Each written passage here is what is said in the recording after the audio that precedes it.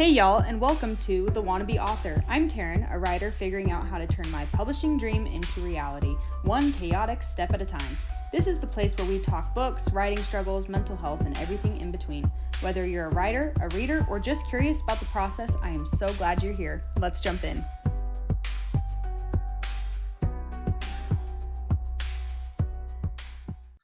Hey y'all, and welcome back to The Wannabe Author. I'm your host, Taryn Christine, and this episode is a real treat. This is another Book Lovers Take the Mic, Reader Rant Room, with one of my favorite people on the internet. It was such a joy to actually talk face to face with this gal. She is just a light in the community, but she gives some amazing advice to authors and to readers. She has some incredible insights for authors that are looking to catch the attention of someone of her taste, and this is a fun episode. This is a lighthearted episode, and absolutely just gives a beautiful sneak peek into who this reader is. I know that you just will fall in love with her as much as I do every single time I get to talk to her. It is my absolute honor and privilege to introduce you all to Lindsey. Hi, Lindsey. How are you? I am good. How are you? I'm fantastic. Just so happy that you're here with me and I get to talk to you face to face, screen to screen kind of thing. It's like, wow, you're like actually a real human. It's kind of like exciting. Exactly. Like, oh, you're real, like a real friend. That's Right. how I feel. It's not online anymore. It's like real life. Yes. We need to do this all the time, actually. Right. Literally. Oh, I just adore you. Okay. I'm so excited to get started. Before we jump into all the questions I've got for you today, I always like to start out with, what are you currently reading? Oh, okay. So I'm a mood reader, so I'm always in between, I feel like, 3 to 5 different books at once. Totally valid. Right off the bat, the one that I'm like smack dab in the middle of that I'm absolutely loving is Lore of the Tides by Analeigh Sbrana. So it is after Lore of the Wilds. And I'm absolutely loving it. It's BIPOC rep, it's romantasy, there's like this super cool like celestial moon magic book going on. I'm into it. Loving it. That would probably be like if I had to pick one and narrow it down, I would give you that. I love it. Okay. I'm gonna need to add that to my TBR because I don't think I've heard of that. Yeah, I love her. Like, I think it's like her debut series too, and I'm like devouring it. I'm eating it up. So Love that. I recommend it for sure. What a queen. Okay. I'm definitely adding it to the TBR. Oh crap! What am I currently reading? Oh crap! Oh, I actually have to look it up. I think it's called Picture Perfect by Jodi. By Jodi Picoult. I'm not even going to try and say her last name. That would be rude of me. Yeah, Picture Perfect by Jodi Picoult. Is that the thriller or is it romance? I feel like there's like one of each of those. So I'm like, see, I have no idea. Why do you have the same exact brain as me? I'm like, let me get back to you in a second on that one. Let me ponder it. I guess it's thriller, because like right into the open, there's a girl with blood all over her. So. Makes sense for sure. But there's also a wedding dress in the background, so Nowhere to Hide. Picture Perfect. Okay, so I'm guessing. Might get scary. Is it a thriller or a primal play is what I want to know. Oh. Actually, let me add it to my TBR. It's free on Audible. So, is it on Kindle? That's why I'm listening to it. I didn't even ask questions. I just was like, free? Okay. In the cart. I'm only on chapter 3, so I don't really know what's happening, and I don't read the back of or the synopsises. I just jump in. So yeah. That's about all the information I got. Yeah. That's honestly what I do with books too. That's the best way to go. To just really like is. just off the rip have like no expectations going in. I don't know. Thank you. Thank you. No, I love it. How I operate. All right. I guess we're best friends now. We are. Oh, you're the best. Okay. Let's jump into this shindig. So, Lindsey, you are just the reader influencer gal. You make the best content. So much fun. So it's really just so exciting to have you here with me to talk about your taste in reading and books and what authors can pay attention to if they're trying to attract readers like you. So I'm very excited to see your answers on these questions, but we'll start out with, where does your taste in books mainly reside? Ooh, okay. I feel like I always see a lot of people say like, "Oh, I read like a little bit of everything, like all this stuff all the time." I feel like that's actually true. Like when it comes to my reading taste, like I will actually like read self-help sometimes, and I'll read poetry, and I'll read like romantasy and thrillers and like all of that. But if I had to like narrow it down, it's like always changing. But if I had to narrow it down, I've been like really into like dragon romances lately, and then also like cowboy romances. Like I'm always in my cowboy romance era. Like yes, You always. and me both, sis. You and me both. If I had to like narrow it down, I would probably say those are like for sure like what I'm super into right now. But I do love everything. I'm a big enemies to lovers girly. I'm a big like single parent trope girly. I used to hate the pregnancy trope, but I kind of love it now if it's done right. So, like, I feel like that's so controversial nowadays, but like I kind of eat it up. But I don't know, yeah, just like a little bit of everything. Like I like to like yap about indie authors a lot. Like I definitely would say like indie authors are kind of like my thing now. But yeah, that's just kind of I do a little bit of everything. I feel like when it comes to like Love it. content and reading and all that. But As someone who has watched a lot of your content for a while now, I can back you up on that. Like you're a well-rounded girly. Like thank you. okay. What's a book you have read recently that completely lived up to the hype? Ooh, okay.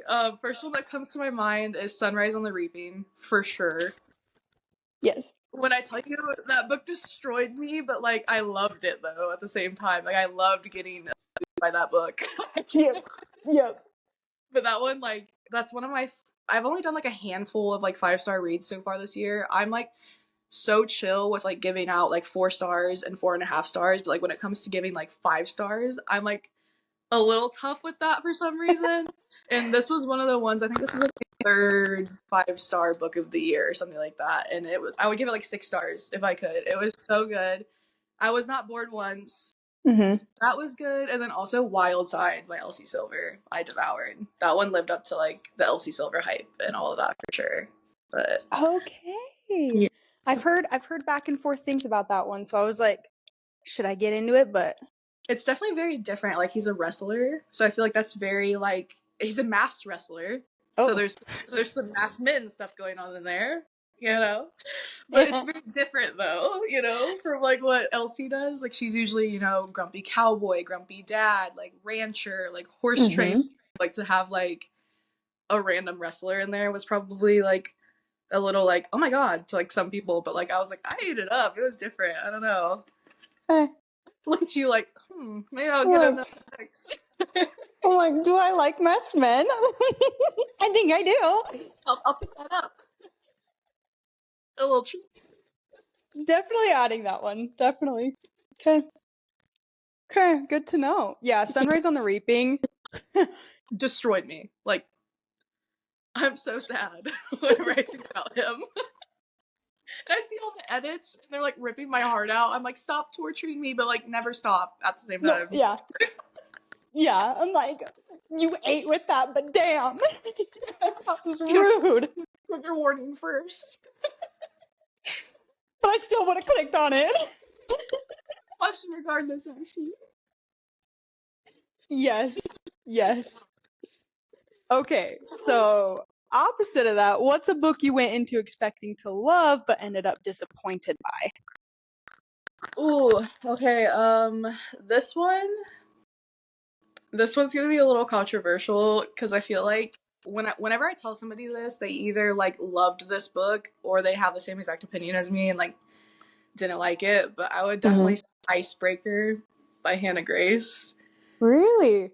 Yeah, I just like I think at the time that I read it, I loved it, but then now, well, I didn't love it. I like liked it, I would say. But now looking back, I've found my taste. I've found who I am like as a reader, and looking back at that, I'm just like, like my whole opinion of it has changed now. I feel like that's like a good beginner book, but then like when you find your taste, like you're just kind of like, Yeah. good thing. But I would probably say that one or The Silent Patient. The Silent Patient was really slow for me. Like everything that happened at the end was like in the last like 5%, and that was like the book. Oh, really? Everything else, like I was asleep during like the whole 90% of it. You're like, thriller? I'm like, where's that at? I have like a pillow, like just ready to like. You're like, all right, this is The Silent Patient here. Good night. I'm being really silent because I'm asleep. Yes. Okay. What you said for like changing in taste, I think that is such a big thing to point out. As all of us readers, our tastes change or like evolve. I read Icebreaker when I first got into reading, and I was like, this is a 10. Like, Right? I was like 5 stars. yeah. And you know what? I still love like her whole series. I've read them, and you know what? If she comes out with another one, I will beat that one up too. Yeah. But yes, if I read Icebreaker now for the first time, I don't think it would have been. But like, yes, I think our tastes are always evolving. So I think that was a good thing to point out. Yeah. All right. What's your ultimate book ick? Something that immediately turns you off while reading. Ooh. This is a hard one because I feel like I'm one of those girlies. I'll try anything once. I'll read anything once. So it's like I don't really per se have like icks because it's like I don't know. I'm just always open minded to it, I guess. However, something that bothers me, and it happens a lot specifically with dark romance books, which is fine. Like I still the book, I still will like love a book regardless of this, but the cringy animal names. They drive me insane. Like when he calls her Rabbit or Bunny, like the only exception to that is Little Mouse from Mr. Zayd Meadows. Everything else, I'm like, bro, like, why are you calling me a kitty cat? Like, stop.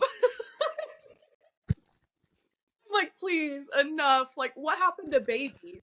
What happened to My Love? What happened to, you know, anything else? Like, just babe, please. Call me by my name. Like, I don't, my nickname? Like, I don't, Bunny? Wait, why is it always Bunny? It's always Bunny or Rabbit, like, interchangeable. I will say I did, one was like Bird one time that I read in the book, and I was like, that one didn't bother me as much as like Bunny, but like, still icky. I don't know. I still feel gross after. Like, why do I feel dirty after reading that? Like I'm a cage. I mean, it's funny because it's like dark romance. The smut wasn't making me feel dirty. It was the name. Name. The cringy nickname. That's funny. That's a good one. I will still eat up the book though, because I will say there was one like I rated a book like 5 stars. What was it? I think it was Pen Pal. And I rated that one. I rated like I think 4.5 stars. I think just under 5 stars. Like I absolutely loved that book, but the nickname in there was like I think Bunny or Rabbit. And I remember reading it and just be like, ugh, but like I love this plot. The sacrifices we make as readers. I was like, the gods list is small. It's just rabbit.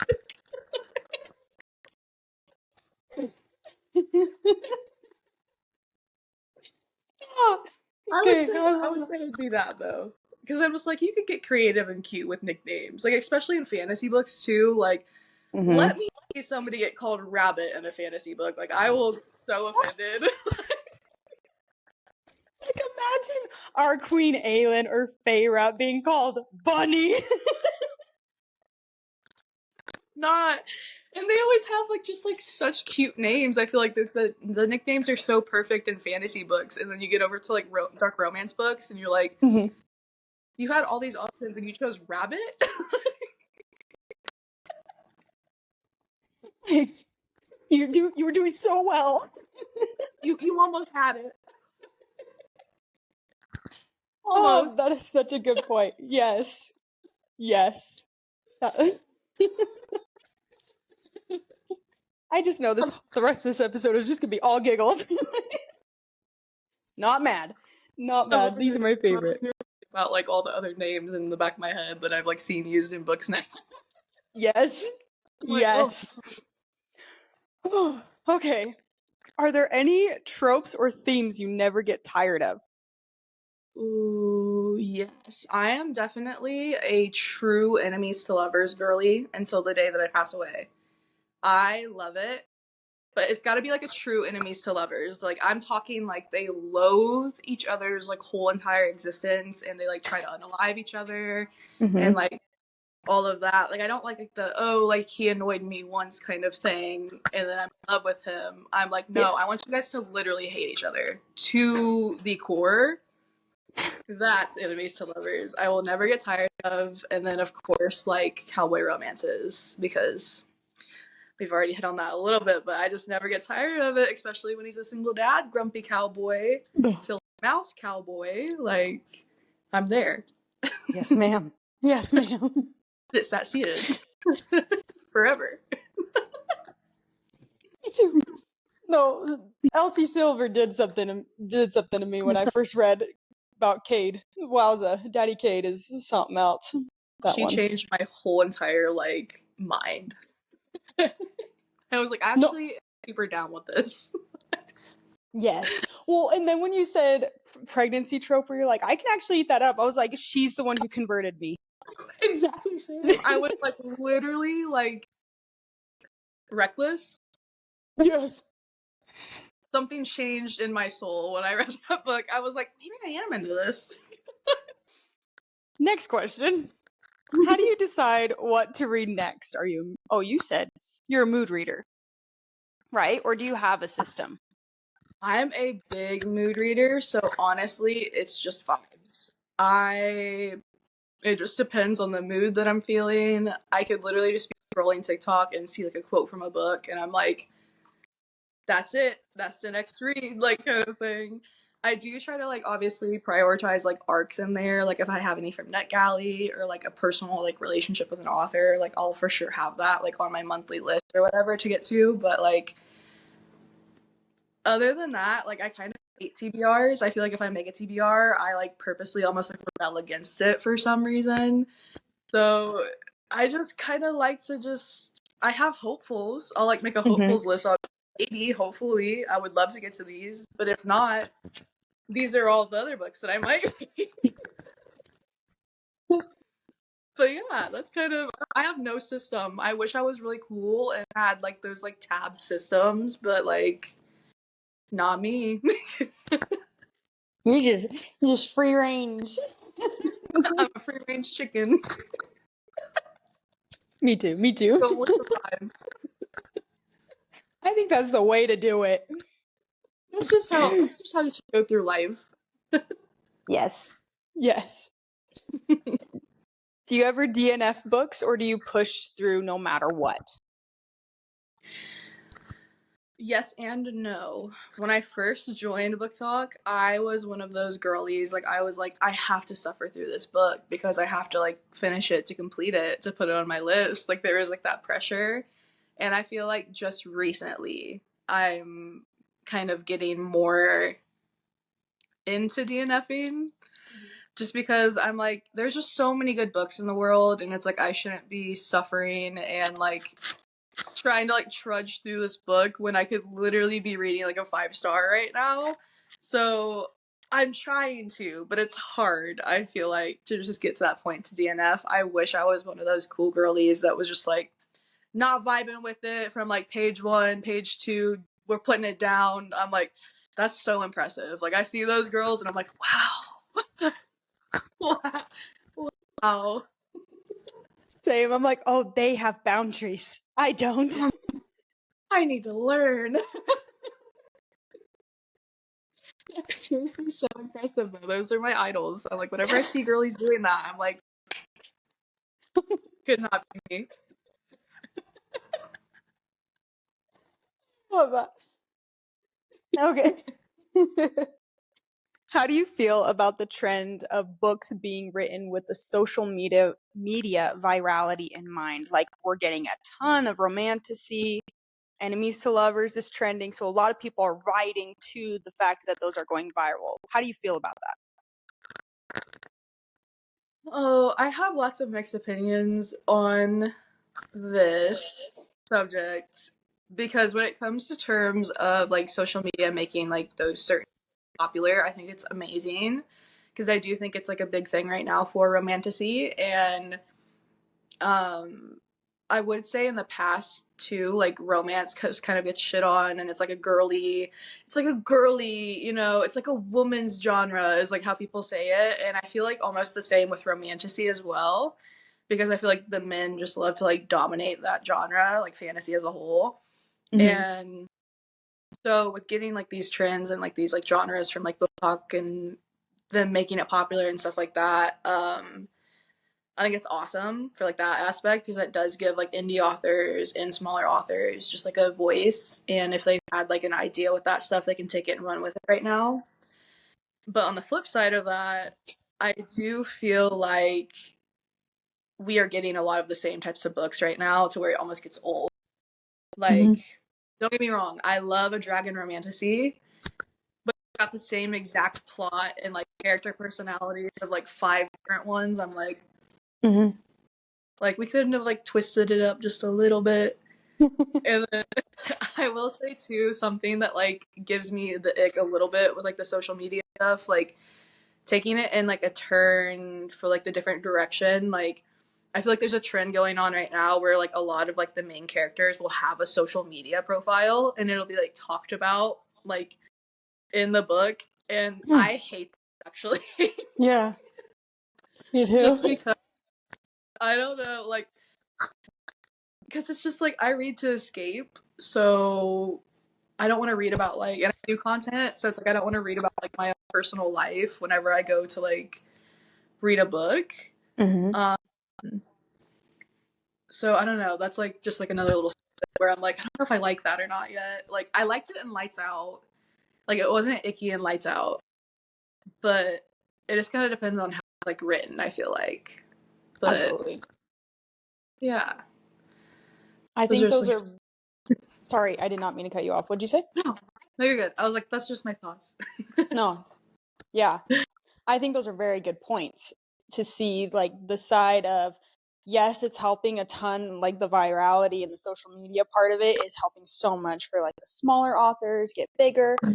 But yes, people are missing the point of maybe okay, what is that sound on TikTok right now? That's like story you have seen told before. I just used that one too.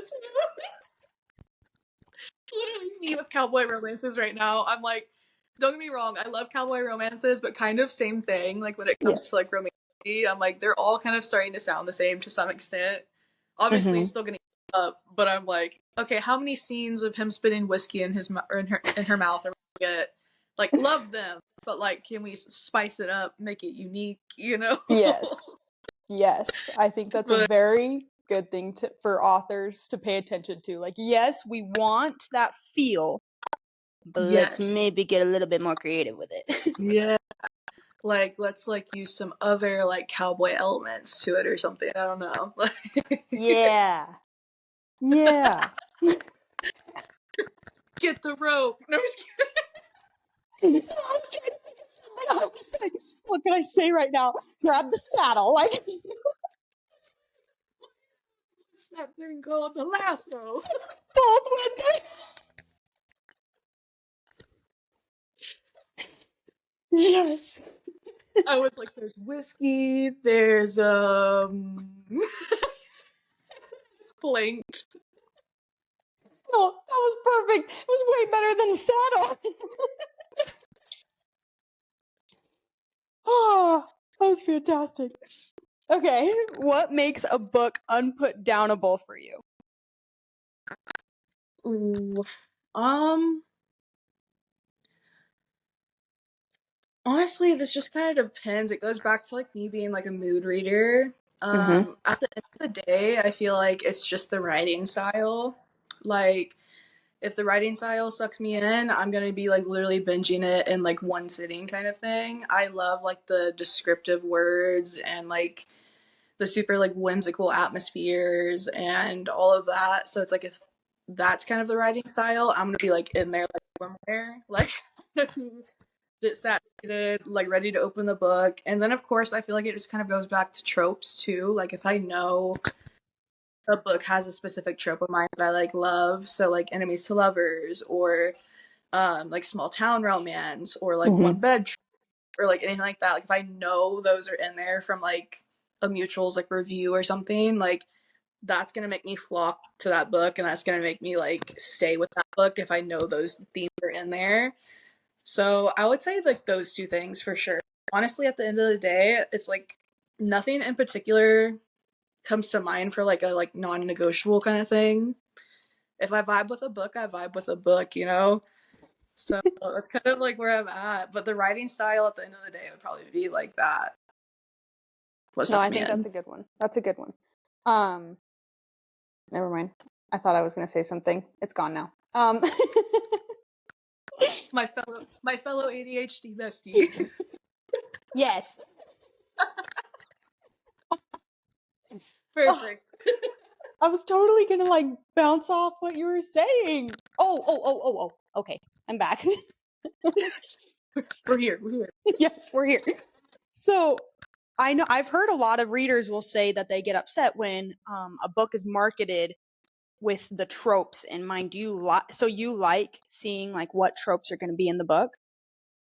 I Okay. honestly do, yeah, because I feel like you can list tropes without putting like the spoiler tropes in there.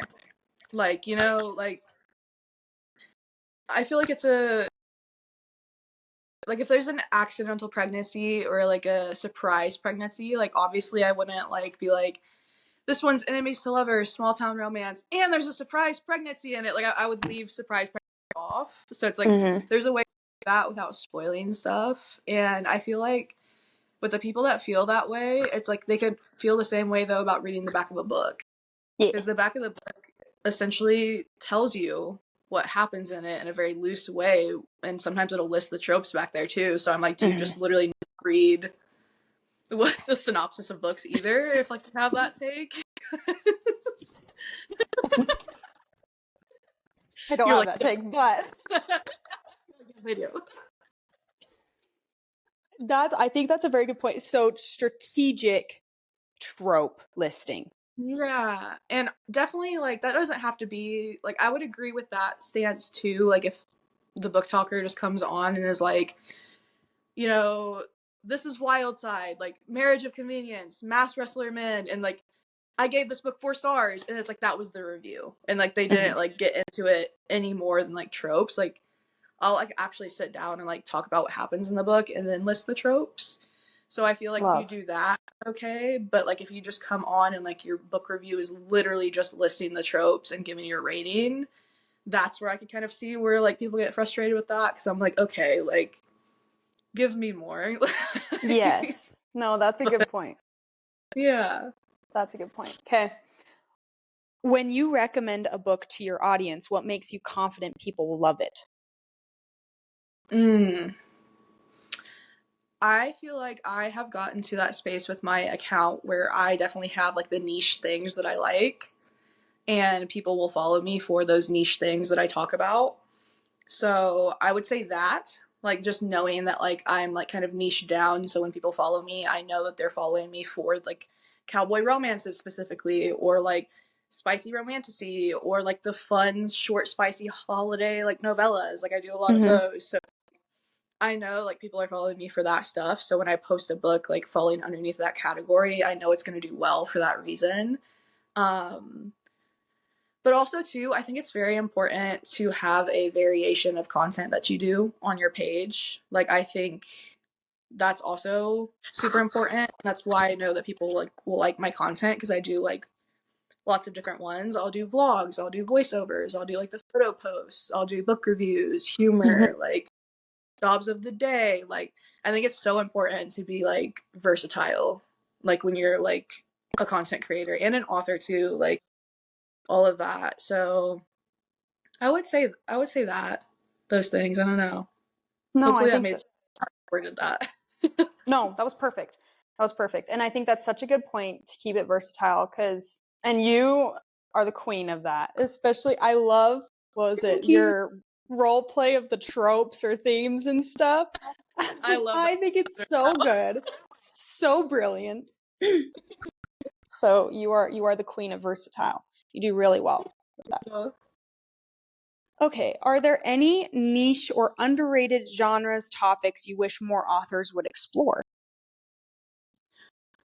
Ooh, yes. I definitely have a few that come to mind. This is something that's becoming more popular nowadays, which I love, but I just want to see it more. Like I want it to be like more common, but like the mental health reps and books. I think that recently a lot of authors have been comfortable enough to like, you know, talk about that stuff and, bring like a real rawness to like mental health struggles and like put that in books. So I would love to see that continue on and get like bigger. But I would love to see like, more so of that stuff in books more, because I'm very open with my mental health struggles. I have depression and anxiety, and I get so giddy when I see that put in books, because I just feel like I'm not a mess like when I read about it. So I think it's super important to do that. And then touching on the subject of sports romance. I love sports romance. I love hockey. I love football. However, give us a different sport than those two. Like I would love to see more like hockey, or not hockey, more like soccer ones, like soccer, tennis, baseball, like track, like anything like that.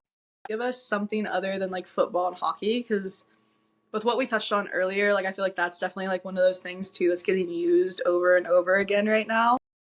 And that's fine if it's like uniquely used, but I'm just like I would like to see like other sports thrown into the mix besides just like those like popular two. I don't Yeah. know.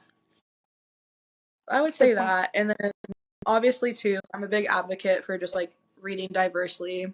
And I feel like that's been something that's like big lately, and I'm happy that people are kind of getting on that wave finally.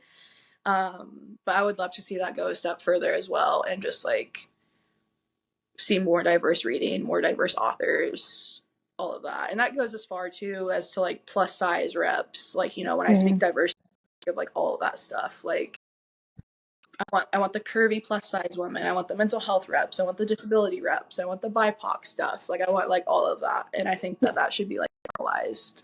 So Love that. yeah. Absolutely. What's your take on book length? Do you prefer short and punchy or long and immersive? I feel like this also goes back again to like the mood reader stuff. Because I do both. I love both.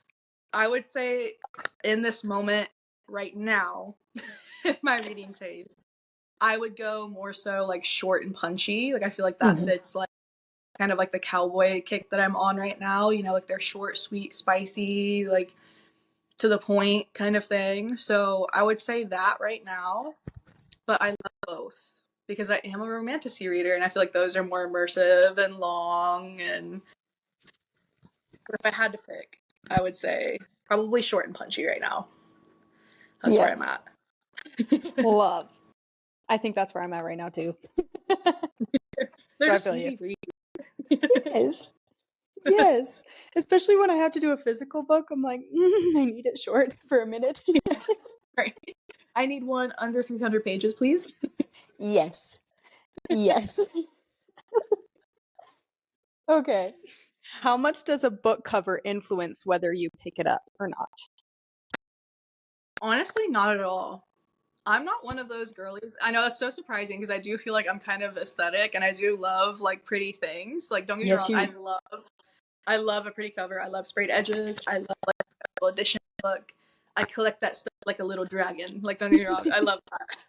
But I like if I love a book, I love a book. If it's a good book, it's a good book. And I could honestly give a damn on what the cover looks like. Because it's like I know the inside is 10 out of 10 and Mm-hmm. chef's 5 stars. So I'm like, I can appreciate a pretty cover for sure. But like that's not going to be like a break or make like in the store, like where I'm like looking at the covers and I'm like, oh, like this one sounds so good. I've heard amazing things about the plot, but like I hate the cover, so I'm never going to read this. Like that's not me. I'm like, no, I've heard amazing things. Like I'm gonna devour this book. Let me see what it's Yeah. about, kind of thing. So I'm definitely one of those girls. Like I honestly don't care what a cover looks like. Obviously, if it has like AI stuff on it, I hate that. Like don't use AI.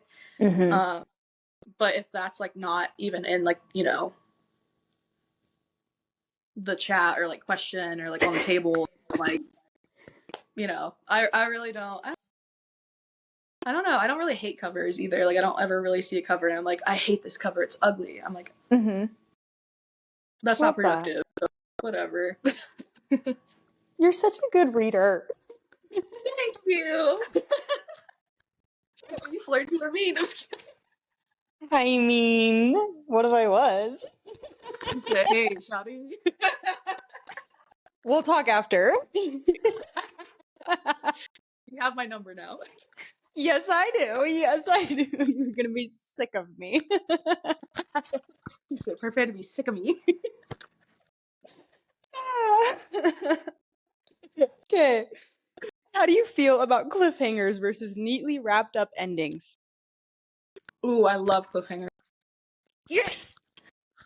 I feel like Yes. that's such a hot take too, because people either like love them or hate them. But Mm-hmm. honestly, I love them because I love when a book stays on my mind like that and like consumes my every being. And I feel like that Yes. naturally happens like with cliffhangers. Like, if a book ends on a cliffhanger and the next book comes out in like, 6 months or whatever, like I am thinking of that book that whole 6 months. And that is like so powerful. I feel like as an author to be able to make a reader do that. So it's like I will forever love cliffhangers. Now, if I have to wait like obviously 5 years, I'm gonna be pissed. But I do love to think about the book and be consumed about it. So I don't know. I feel like I'm one of like those like weirdos that's like, yes, like give me the cliffhangers, like all of them. No, I completely feel you.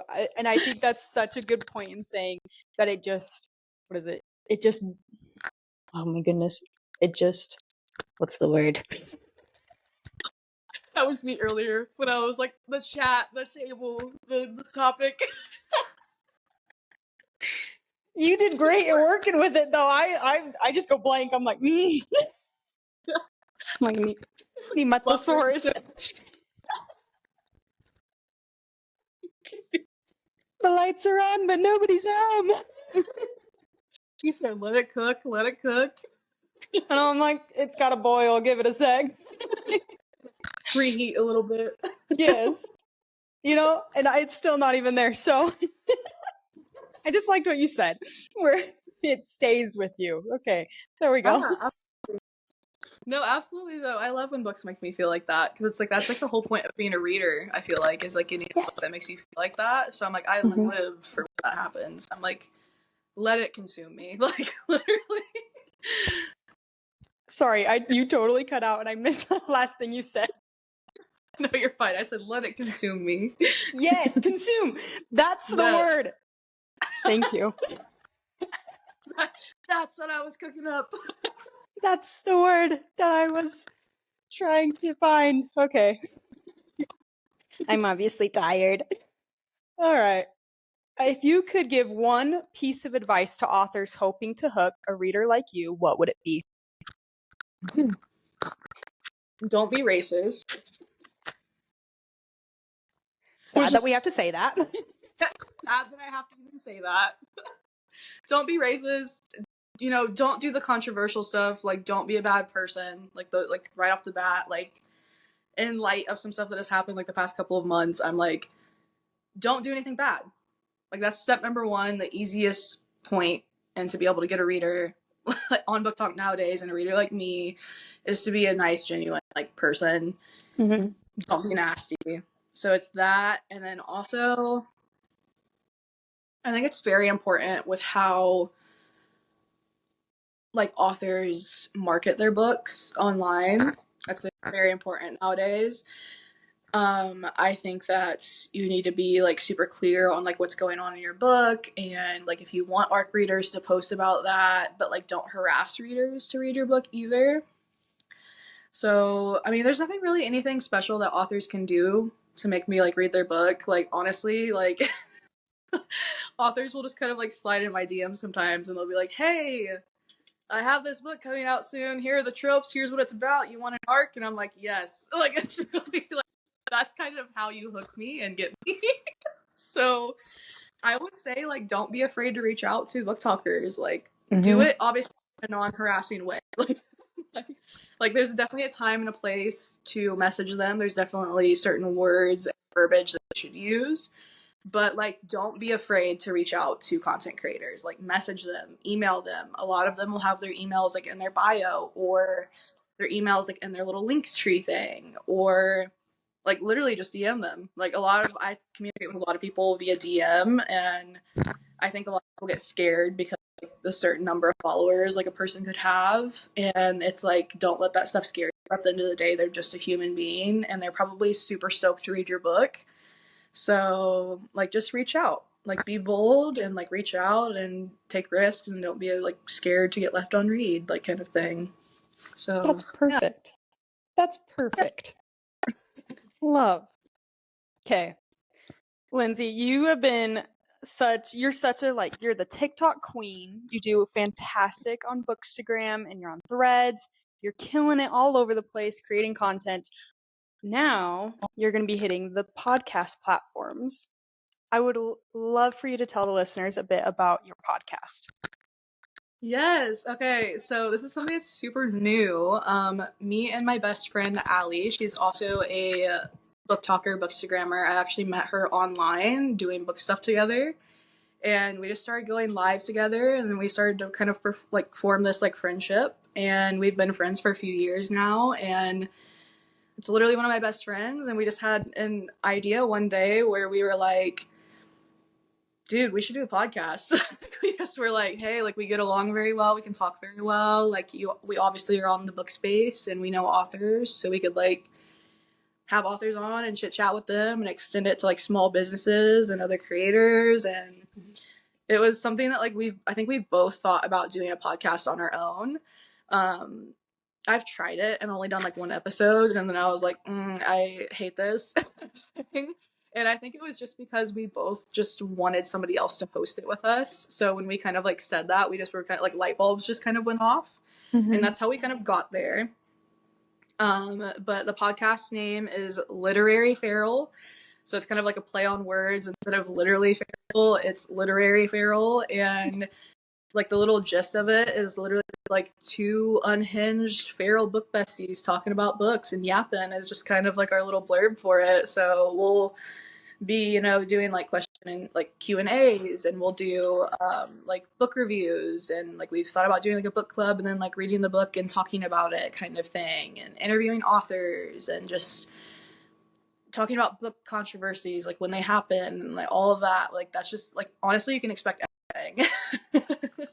But that's just kind of like the gist. And we will be recording our first episode next week. So we'll be recording that next week, and then probably editing it and have it up like the week after that. So I would probably say like within the next like 2 weeks, like the first episode will be out. That is so exciting. I'm shitting bricks kind of, but I'm also really excited. No, I'm so excited for you. You're going to do so fantastic. Like, just talking to you right now, you are so well spoken. You're fun, just a blast. It's going to be perfect. Not me blushing. This is me flirting, by the way. Let me be clear right now. Well, let me just. Wow, we love communication. Yes, I'm all about that communication. We'll have the miscommunication trope in our relationship. Yes. Yes, we will. All right, Lindsey, thank you so much for joining me today. It seriously just was such a privilege to have you. You're amazing. Wishing you the best of luck in all that you're doing, and I can't wait to see what you accomplish. Thanks for being here with me. Thank you. Of course. I'm going to go ahead and close out with the listeners, but I'd love to chat with you after for just a minute. But thank y'all for being here and listening. We will see y'all next Thursday. Bye.